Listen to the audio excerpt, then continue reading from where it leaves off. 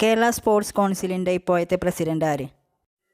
ഉത്തരം option D U Sharaf Ali.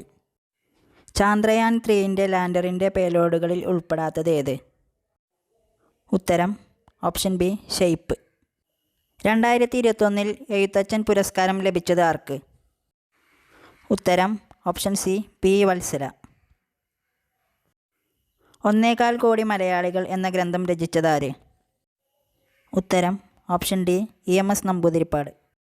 2022 Ezhuthachan പുരസ്കാരം ലഭിച്ച സേതുവിൻ്റെ കൃതികളിൽ പെടാത്തത് ഏത്?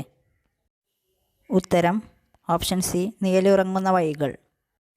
ഇന്ത്യ ദേശീയ ബഹിരാകാശ ദിനമായി ആചരിക്കാൻ തീരുമാനിച്ച ദിവസം ഏത്?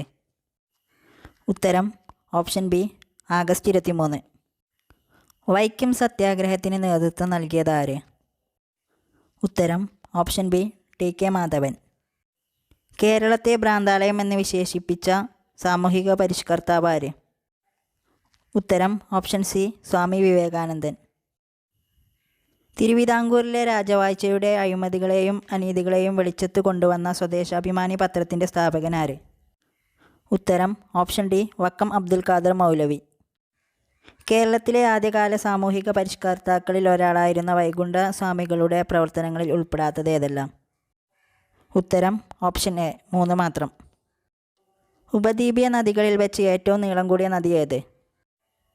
ഉത്തരം ഓപ്ഷൻ ഡി ഗോദാവരി. പടിഞ്ഞാറൻ തീരസമതലവുമായി ബന്ധമില്ലാത്ത പ്രസ്താവനകൾ ഏവ? ഉത്തരം ഓപ്ഷൻ ബി. ഇന്ത്യയിൽ റെയിൽ ഗതാഗതം ആരംഭിച്ച വർഷം ഏത്?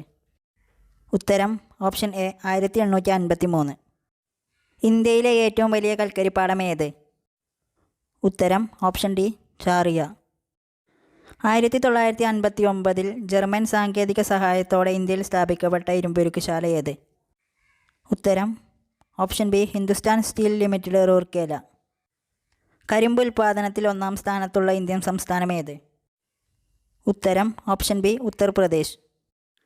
കേരളത്തിൽ കൊല്ലം മുതൽ കോട്ടപ്പുറം വരെയുള്ള പശ്ചിമ തീര കനാൽ ഏത് ദേശീയ ജലപാതയിൽ ഉൾപ്പെടുന്നു? ഉത്തരം ഓപ്ഷൻ സി ദേശീയ ജലപാത 3. ഇന്ത്യയുമായി വടക്ക് പടിഞ്ഞാറ് അതിർത്തിയിൽ പങ്കിടുന്ന രാജ്യം ഏത്? ഉത്തരം option D China. Young India പത്രത്തിൻ്റെ സ്ഥാപകൻ ആര്? ഉത്തരം ഓപ്ഷൻ എ മഹാത്മാഗാന്ധി. പാരമ്പര്യേതര ഊർജ്ജ സ്രോതസ്സിൻ്റെ സവിശേഷത അല്ലാത്തത് ഏത്? ഉത്തരം ഓപ്ഷൻ സി ശുഷ്കമായിക്കൊണ്ടിരിക്കുന്നു. ഇന്ത്യൻ ഭരണഘടനയിൽ 6 മുതൽ 16 വയസ്സുവരെയുള്ള കുട്ടികൾക്ക് സൗജന്യവും നിർബന്ധിതവുമായ വിദ്യാഭ്യാസം മൗലികാവകാശമാണ്. ഇന്ത്യൻ ഭരണഘടനയുടെ ഏത് അനുച്ഛേദമാണ് ഈ മൗലികാവകാശം ഉൾപ്പെടുത്തിയിട്ടുള്ളത്? ഉത്തരം ഓപ്ഷൻ സി അനുച്ഛേദം 21A.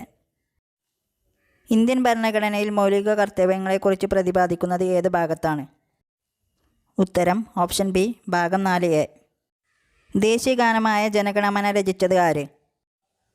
ഉത്തരം ഓപ്ഷൻ എ രവീന്ദ്രനാഥ ടാഗോർ. ദേശീയ ഗീതമായ വന്ദേ മാതരം ആദ്യമായി പാടിയത് ഇന്ത്യൻ നാഷണൽ കോൺഗ്രസിൻ്റെ ഏത് സമ്മേളനത്തിലായിരുന്നു?